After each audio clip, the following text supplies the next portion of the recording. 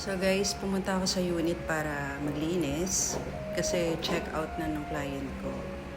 Nagulat lang ako kasi ito yung dinatnan ko. Pagpasok ko pa lang, bukas yung AC. So yung lamig hanggang sa baba. Yung AC nasa itaas, bukas yung pinto, bukas lahat, pati yung kalan, bukas. Itong mga letters nagtanggalan, mga kalat nasa lamesa, hindi na itapon. So, pagpasok ko sa CR, ito yung nakita ko, may mga upos pa na sigarilyo. So, akala ko mga kalat lang.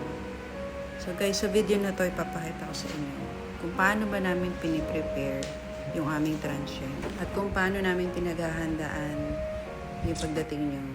Sa paglilinis ng kwarto, sinisigurado namin na malinis at mabango yung tutulugan ninyo. Hindi rin basta paglilinis lang yung ginagawa namin. Mini-make sure din namin na komportable kayo. Hindi naman po lahat makalat.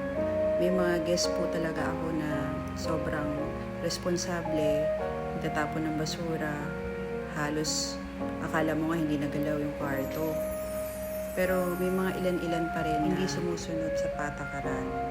Katulad ng pinagbabawal namin yung paninigarilyo sa loob ng unit. Pwede kayong manigarilyo pero sa labas. Kaya po namin pinagbabawal yung paninigarilyo dahil mahirap alisin yung amoy niyan. Yung mga ibang client ayaw nila nung amoy ng sigarilyo. At ganoon na rin yung tangke ng gasol kasi delikado yan. Kapag kami nagsindi lang ng lighter, po pwedeng magkaroon ng sunog.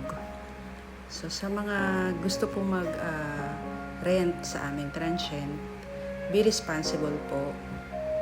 Gawin natin yung tama, tapon natin yung mga basura sa tamang basurahan. Ang video na to ay hindi para mamahiya. Gusto ko lang na ipakita sa inyo kung paano namin pinaghahandaan yung pagdating ninyo bilang guest namin sa aming mga tahanan. Itong video na to, gusto ko lang malaman ninyo na lahat po ng owner may mga kanya-kanyang rules na dapat natin sundin and igalang po natin. And sa mga transient owner naman, mag-stick po tayo sa rules natin. Hanggang dito na lang po yung video na to.